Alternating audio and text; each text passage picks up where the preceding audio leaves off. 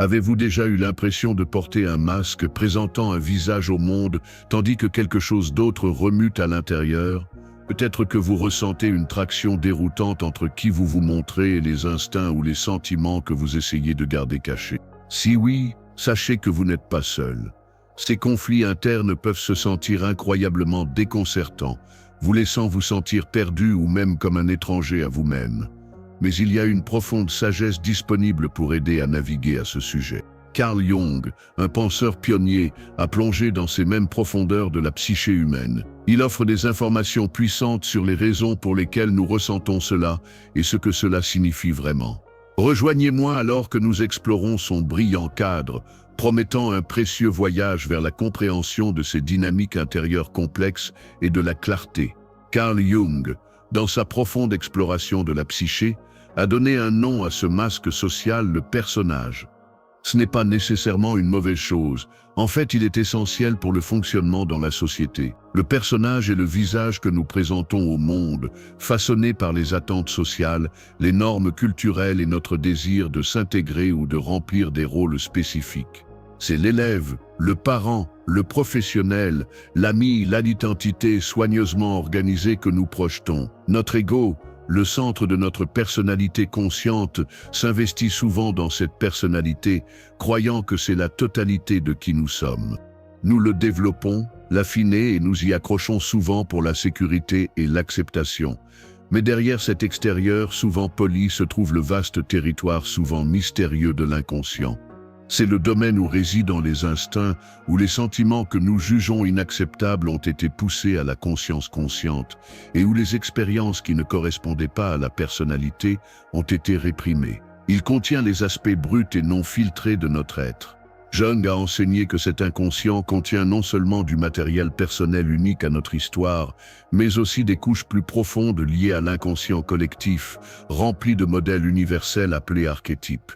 Ces archétypes influencent nos pensées, nos émotions et nos comportements d'une manière que nous ignorons souvent. Dans l'inconscient personnel, se trouve ce que Jung a appelé l'ombre. L'ombre est tout sur nous-mêmes que nous trouvons indésirables, honteuses ou primitives, des impulsions, des faiblesses, des talents cachés, même des qualités positives que nous avons niées. C'est l'opposé du personnage, caché dans les profondeurs, souvent projeté sur les autres.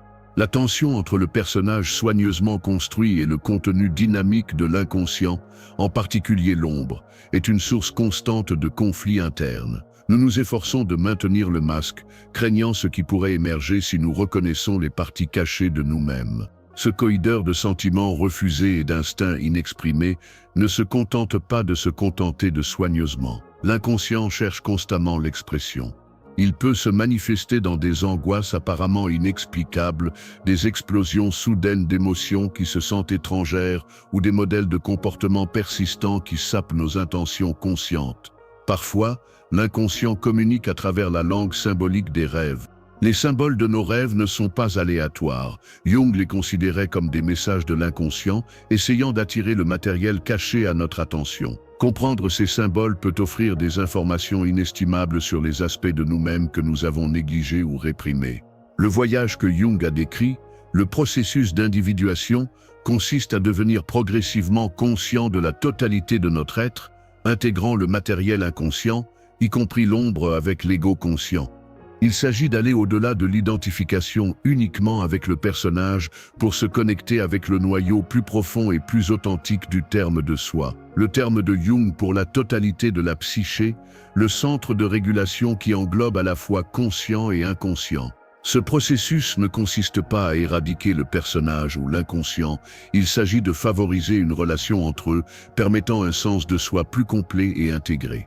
Ignorer l'inconscient conduit à un déséquilibre, car l'énergie refusée trouvera inévitablement un moyen de faire surface, souvent de manière perturbatrice.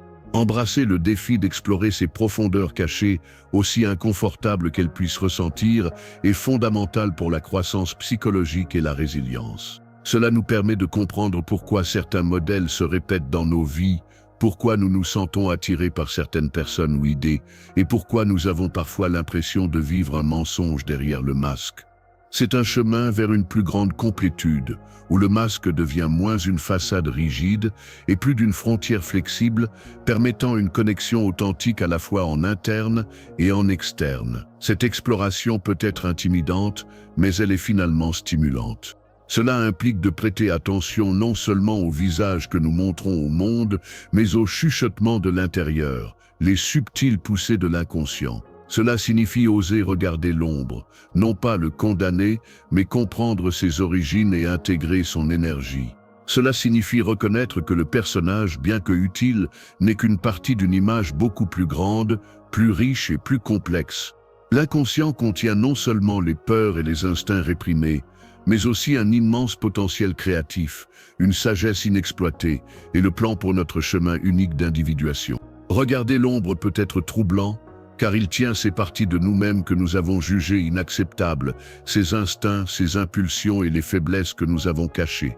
Ce ne sont pas seulement des traits négatifs, parfois il comprend des qualités positives comme la créativité, l'assurance ou la joie découragée dans l'enfance.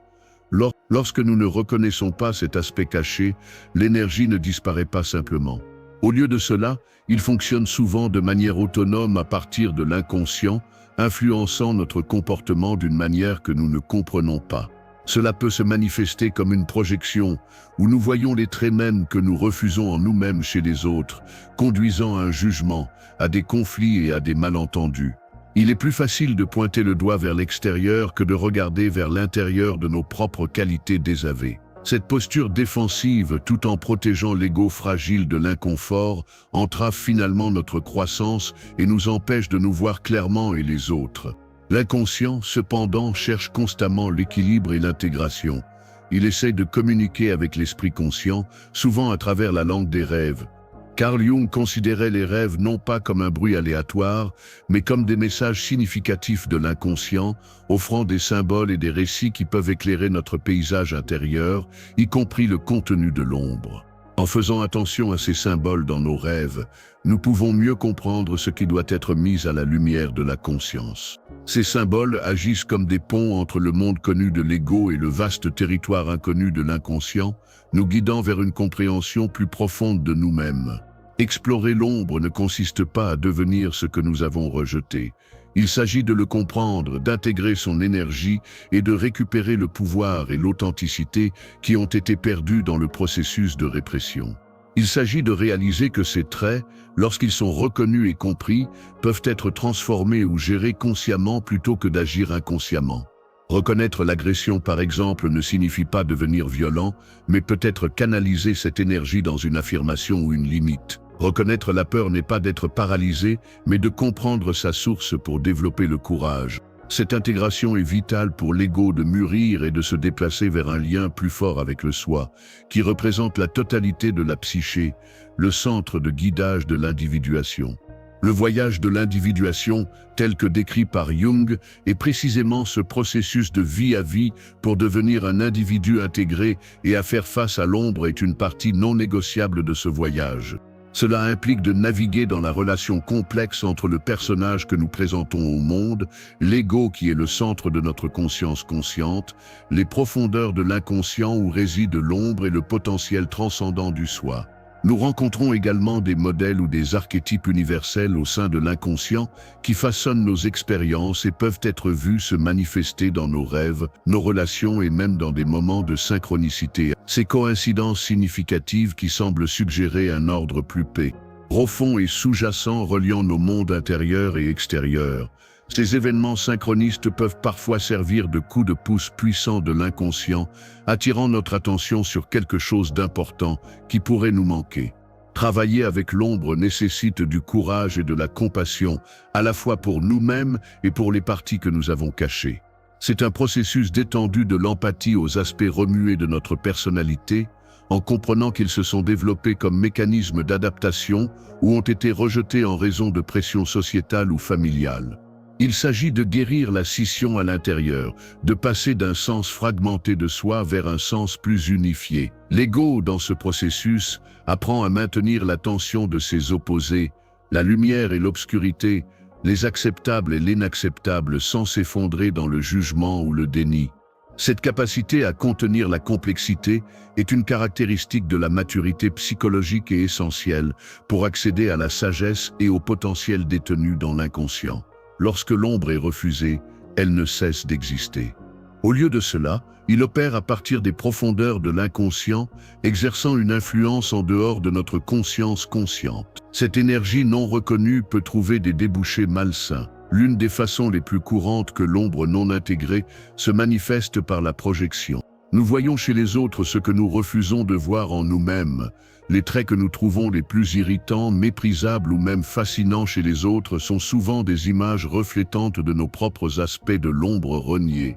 Cette projection déforme nos relations, peignant les autres avec les couleurs de notre paysage interne, plutôt que de les voir pour qui ils sont vraiment. Carl Jung a beaucoup parlé de ce phénomène, soulignant comment il empêche la connexion et la compréhension authentique. Le refus de l'ombre inhibe également le processus crucial de l'individuation, qui est le voyage vers le fait de devenir un soi intégré entier.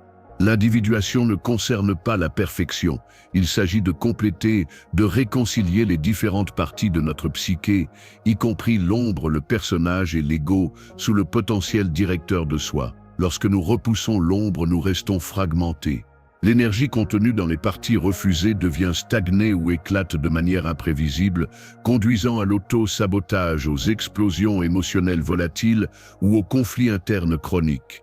L'ego, s'accrochant rigidement à la personnalité acceptable, dépense de grandes quantités d'énergie supprimant l'ombre, laissant peu de place à la croissance ou à l'expression authentique. Cette suppression peut également se manifester physiquement, contribuant à des maladies liées au stress, car le corps maintient la tension du matériau inconscient non reconnu. De plus, nier l'ombre limite notre accès au potentiel créatif et à l'énergie brute qu'elle contient souvent. L'ombre n'est pas purement négative. Il contient des instincts, des passions et de la nature qui peuvent être vitaux pour une vie complète si elles sont intégrées. Lorsque nous affronterons et intégrons l'ombre, nous ne devenons pas pires, nous devenons plus complets. Nous récupérons les qualités projetées des autres, approfondissant notre conscience de soi et notre compassion. Nous commençons à comprendre les symboles puissants qui émergent de l'inconscient dans nos rêves et nos fantasmes, les reconnaissant comme des messages sur notre état intérieur et le travail qui doit être fait. Ces symboles sont souvent des manifestations d'archétypes sous-jacents, des modèles universels qui structurent la psyché humaine et apparaissent sous une myriade de formes à travers les cultures et les individus. Comprendre ces symboles est la clé pour débloquer la sagesse tenue dans l'inconscient et guider le processus d'individuation. Des moments de synchronicité peuvent parfois se produire autour des moments où nous sommes aux prises avec un matériau d'ombre important. Ces coïncidences significatives pourraient impliquer de rencontrer des personnes ou des situations qui semblent refléter nos difficultés internes, offrant une validation externe ou des invites à l'introspection. Ils peuvent se sentir comme l'inconscient communiquer avec nous à travers le monde extérieur, attirant notre attention sur quelque chose de crucial que nous évitons ou nous invitons à regarder plus profondément les modèles jouant dans nos vies. Ignorer ces signes, comme ignorer les messages dans nos rêves, nous maintient coincés dans un cycle de déni, perpétuant l'influence nuisible de l'ombre non reconnue. Le chemin à terme nécessite de reconnaître que l'ombre est une partie naturelle, bien que souvent inconfortable, une partie de la psyché humaine. Il s'agit de se lier d'amitié, de ne pas l'éliminer. Le rôle de l'ego n'est pas de vaincre l'ombre, mais de l'intégrer, permettant à la lumière de la conscience d'éclairer ses coins cachés. Cette intégration transforme l'énergie brute de l'ombre en vitalité, créativité et résilience. Il nous permet de nous engager avec le monde plus authentiquement, sans la nécessité de projeter nos aspects indésirables sur les autres. Le voyage de l'individuation, guidé par le soi, implique intrinsèquement cette descente courageuse dans l'inconscient pour récupérer des pièces perdues. Nier l'ombre, c'est nier une partie importante de soi et rester piégé dans les limites d'un ego limité et d'une personnalité rigide. Cela signifie manquer la richesse et la complexité qui proviennent de l'embrasser l'intégralité de qui nous sommes, à la fois clair et sombre. L'objectif n'est pas de devenir parfait, mais de devenir entier, et cela nécessite de reconnaître et d'intégrer l'ombre. Sans cette intégration, nous risquons d'être motivés par les forces que nous ne comprenons pas, prenant des décisions et ayant des réactions qui se sentent étrangères à notre ego conscient, mais qui sont en fait des expressions des aspects refusés de nous-mêmes. L'inconscient contient non seulement l'ombre, mais aussi la sagesse et le potentiel immense, mais l'accès à cette sagesse nécessite souvent face à l'obscurité d'abord.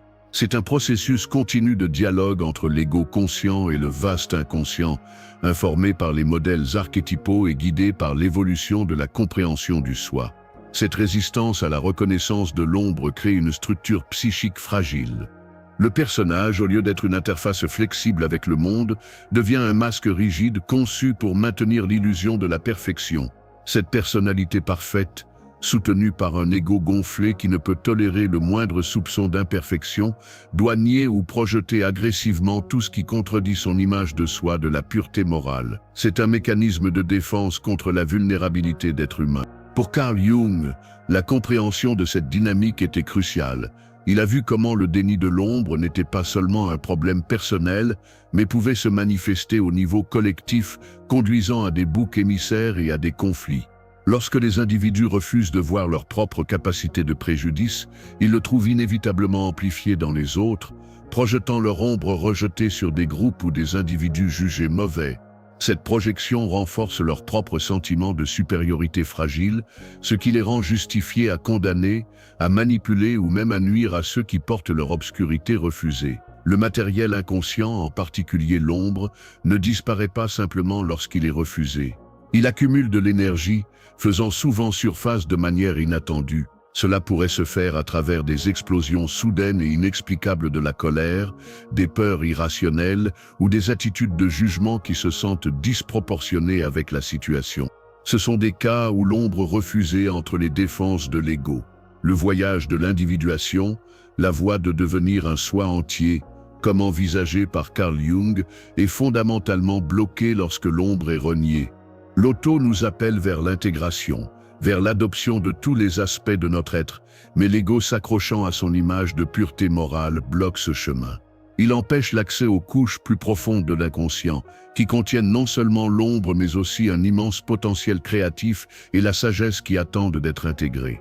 Les archétypes résidant dans cet inconscient profond, façonnant nos perceptions et nos comportements, et nier certaines parties de nous-mêmes signifie que nous interagissons avec ces forces puissantes aveuglément ou par des lentilles déformées. Parfois, l'inconscient tente de communiquer la présence de l'ombre niée à travers les rêves. Les rêves nous présentent souvent des symboles et des scénarios qui mettent en évidence ce que l'ego conscient refuse de voir. Une personne qui se croit tout à fait du bien pourrait avoir rêvé de commettre des actes terribles ou d'être associée à des personnalités qu'elle méprise consciemment. Ces symboles ne sont pas des actes d'accusation littéraux, mais des invitations de soi pour regarder les aspects de l'ombre qui nécessitent une reconnaissance et une intégration. De même, la synchronicité et ces coïncidences significatives qui semblent défier le hasard peuvent parfois servir de pointeur de soi, nous exhortant à prêter attention à quelque chose que l'esprit conscient néglige, souvent lié à un contenu inconscient refusé. Lorsque quelqu'un rencontre à plusieurs reprises des situations ou des personnes qui reflètent leurs traits d'ombre niés, cela peut être considéré comme une forme de synchronicité, essayant de percer les défenses de l'ego et de souligner le besoin d'auto-réflexion. L'adhésion rigide à une identité complètement bonne empêche ce dialogue vital entre l'ego conscient et l'inconscient. Il crée un état de stagnation psychique où une véritable croissance envers soi est impossible. L'énergie qui pourrait être utilisée pour la créativité, l'empathie et la connexion authentique est plutôt consommée en maintenant la façade du personnage et en gardant l'ombre à distance. Cette bataille interne constante laisse peu de place à l'espace et à la sagesse que l'individuation offre. Embrasser l'ombre ne consiste pas à devenir mauvais. Il s'agit de prendre conscience de tout le spectre de l'expérience humaine et du potentiel en nous-mêmes. Il s'agit de reconnaître que notre capacité de lumière est inextricablement liée à notre capacité d'obscurité, et la véritable force morale provient de reconnaître les deux, sans prétendre que l'on n'existe pas. L'objectif n'est pas d'éliminer l'ombre, mais de l'intégrer dans une compréhension plus large de soi. Cela permet à l'énergie maintenue dans l'ombre d'être transformée et utilisée de manière constructive, plutôt que d'être projetée destructive sur les autres ou de provoquer un conflit interne. Le processus nécessite l'humilité, le courage et la volonté de se regarder honnêtement, allant au-delà du réconfort simple, souvent trompeur et de la supériorité morale perçue. Essentiellement, comme l'illustre profondément le travail de Carl Jung, le voyage d'individuation vers l'ensemble de soi nécessite de reconnaître et d'intégrer l'ombre, allant au-delà des limites de l'ego et de la personnalité organisée. Cet engagement avec l'inconscient, compris à travers les rêves, les symboles et la reconnaissance des archétypes et de la synchronicité, ne consiste pas à réparer quelque chose de cassé, mais à devenir entier. Embrasser le défi de cette exploration intérieure, c'est un chemin d'immense potentiel et de libération. Quel aspect de l'exploration de l'inconscient ou de l'intégration de l'ombre résonne le plus profondément avec votre propre expérience? Si vous vous considérez comme un penseur profond prêt à explorer ces profondeurs psychologiques, abonnez-vous et activez les notifications pour rejoindre notre communauté.